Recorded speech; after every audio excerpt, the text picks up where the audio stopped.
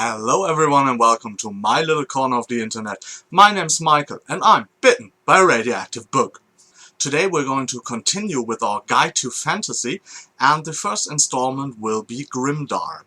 This video will actually have three parts. The first part will be an explanation of how fantasy actually works, because we need this as a basis to understand what Grimdark does different. The second thing will be, of course, to explain what Grimdark does differently, and the third part will have like a few recommendations for a Grimdark reading. So let's get started. To be perfectly frank, all of the fantasy stories you love are the same. Well, did he just say that? Yes, he did. Let me explain why. First off, we have characters. The basic fantasy story has an orphan as the main hero, and this orphan has a destiny, and at the beginning of the story lives in a safe or remote place. Then comes a mentor character. The mentor character knows of an evil in the world, and he knows of the destiny of the orphan. Often it's a boy, and he spirits the boy away and tries to make him aware of his destiny, of the Dark Lord, of the evil in the world. And yeah, and he becomes his mentor figure, and as he knows everything about the world and the boy knows nothing, he explains the world to him, and through this explanation we as the reader get the benefit of the world explained to us as well. Then this mentor figure at some point is taken away. Either he dies or he is temporarily removed from the boy, so the boy has to realize his own potential and in the end grow and defeat the dark and evil lord. As some kind of secondary characters to this, he always has I call it the physical protector. The physical protector is a character that does not live up to his own potential.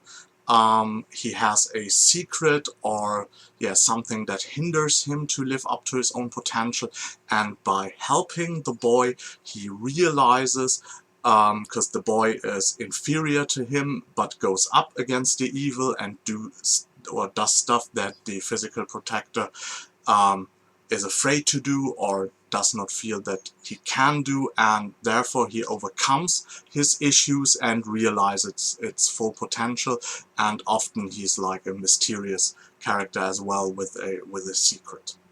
And the last trope, of course, all these characters are male basically in fantasy, and as the last trope you have a princess. Kind of, I call her the princess, she's not always a princess, but it's a female character and she is oppressed by her surroundings, by her society, and she basically wants to fight against this kind of oppression and wants to overcome it, and does stuff that only male characters are allowed to do.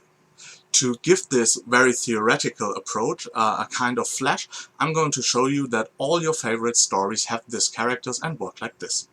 Let's start with The Lord of the Rings. Frodo is the impressionable young orphan character. He has no parents, or no parents that we know of. He is spirited away by Gandalf, who knows everything about Sauron, the big evil. And Gandalf is removed from Frodo at the Mines of Moria. The physical protector in this story is Aragorn. Aragorn has the secret of being the king, and he doesn't live up to that potential, and only by helping Frodo and the hobbits he realizes this potential in the end. Eowyn would act as the female role who is oppressed by her society and wants to be a fighter, and then in the end fights at the Battle of Gondor. Not enough? Take Star Wars. Star Wars is actually a fantasy. It only happens to be in space, but it's the same. Luke Skywalker is our orphan, spirited away by Obi-Wan Kenobi. Obi-Wan Kenobi is taken away from him at the end of the first movie, A New Hope.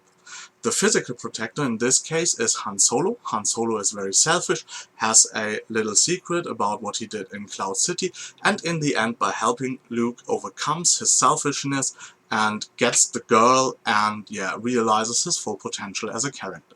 Of course, Princess Leia is the female role, who should stay at home and be a diplomat, but of course she wants to be a kick-ass fighter. Next example, Harry Potter. Harry Potter is the orphan. Dumbledore is the mentor. The mentor is taken away at the end of the 6th book, and a bit before in this, I don't remember which book it is, where he doesn't talk to Harry. Of course, then they're fighting Voldemort, who's the evil. The physical protector would be Sirius Black, who doesn't live up to his responsibility as a godfather at first, but then does in the end. Hermione is the female character. Interestingly, J.K. Rowling does not use gender in this way, but the oppression is like the same, because Hermione is the mudblood, and she has to fight against being the mudblood. But in the end, this, from my point of view, is only like a symbol for her femininity, and so it's a gender issue as well. The same goes if you look into the Wheel of Time. You have Rand al'Tor, who is spirited away by Morgane, who is then removed from his story because they get separated. You have Moraine's warden, who is the physical protector, and it's not only one, but maybe 2 or 3 female characters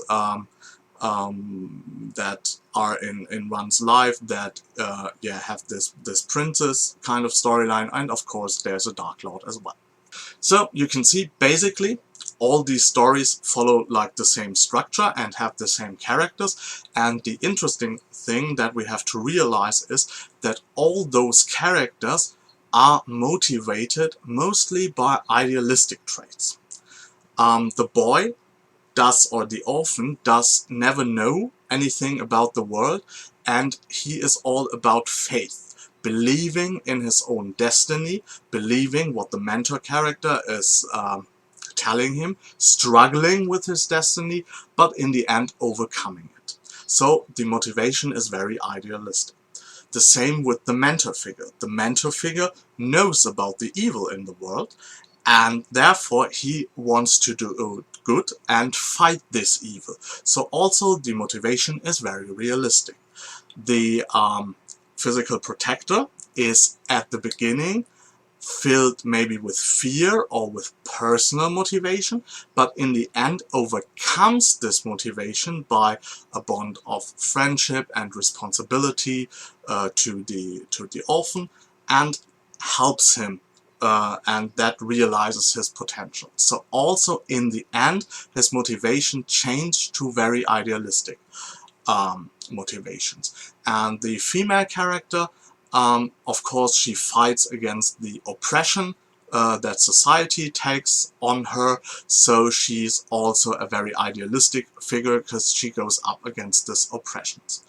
And all these motivations are motivations that feel very unrealistic because they're idealistic.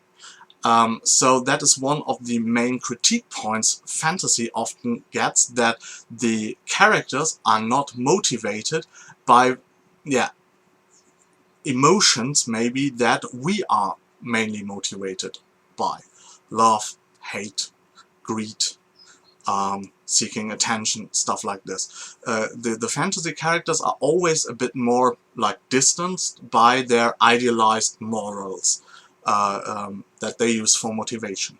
So one of the main things that Grimdark actually does is that Grimdark changes the motivations of the characters and tries to turn the tropes around.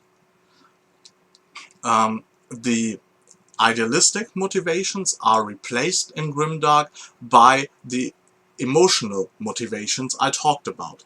So the character motivations seem more realistic to us and make the characters more relatable.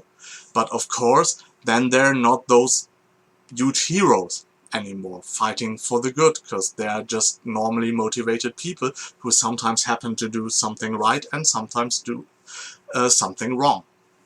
And of course, this is what Grimdark is trying to show us, that in the end there is no real like good or evil, but just very differently motivated characters. Besides from the character motivation, normally fantasy plays in like very vast and imaginative worlds. So there's a lot of sense of wonder, there's magic. Often the fantasy settings we're seeing are high fantasy settings, like we talked about last week.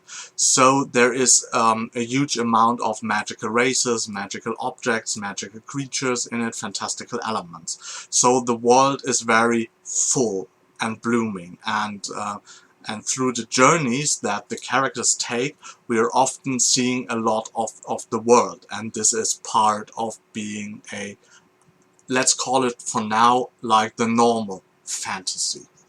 Grimdark also turns this setting on itself, because as its main focus is the character and the motivations, it tries to strip away the distractions of having like a huge and very imaginative world.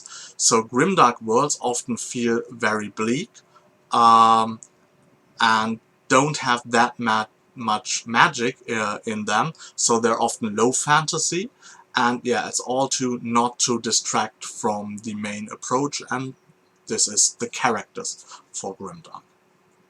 And maybe the last element of Grimdark is that you have to see turn around. The normal fantasy often takes itself to some degree seriously. Of course, you have humor in Star Wars, you have humor in The Lord of the Rings and in Harry Potter, but in the end, the story itself is more or less serious. Grimdark, on the other hand, tries to do something that is way over the top. A huge part of Grimdark is that everything that is actually inside it is cranked up to 10, 11 maybe.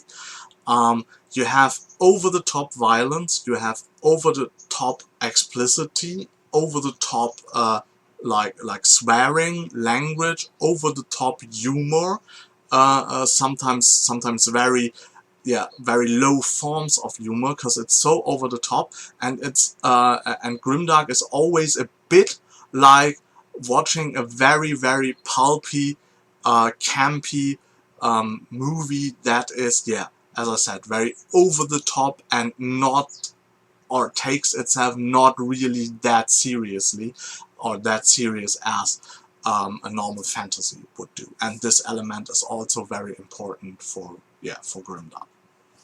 Although Grimdark novels can be found throughout the last decades, the actual term of Grimdark is very new.